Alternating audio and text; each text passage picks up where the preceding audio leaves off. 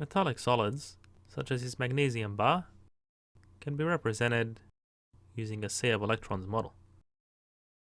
We have two valence electrons being delocalized from a magnesium atom, which leaves behind the core, which is a magnesium ion with a positive charge. So given that the electrons are free, metals are good conductors of electricity and heat.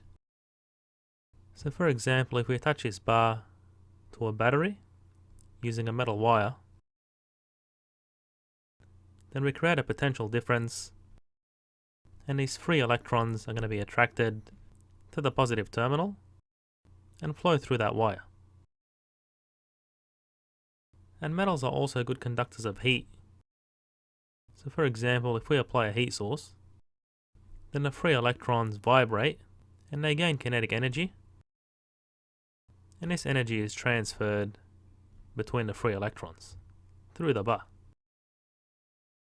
And metals are also malleable, so it's easy to work them into different shapes. And they're also ductile, meaning they don't fracture suddenly under a load. So they can actually deform appreciably before failure.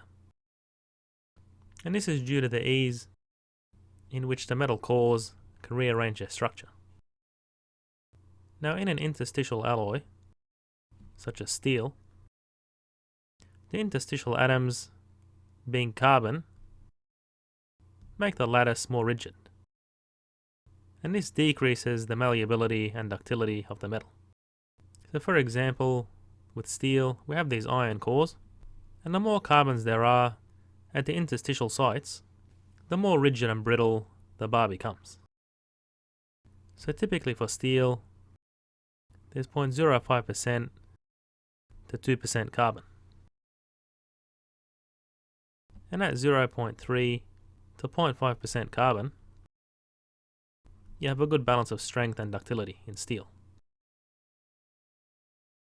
So these interstitial carbon atoms also affect the attractive forces between a sea of electrons and those positively charged ions.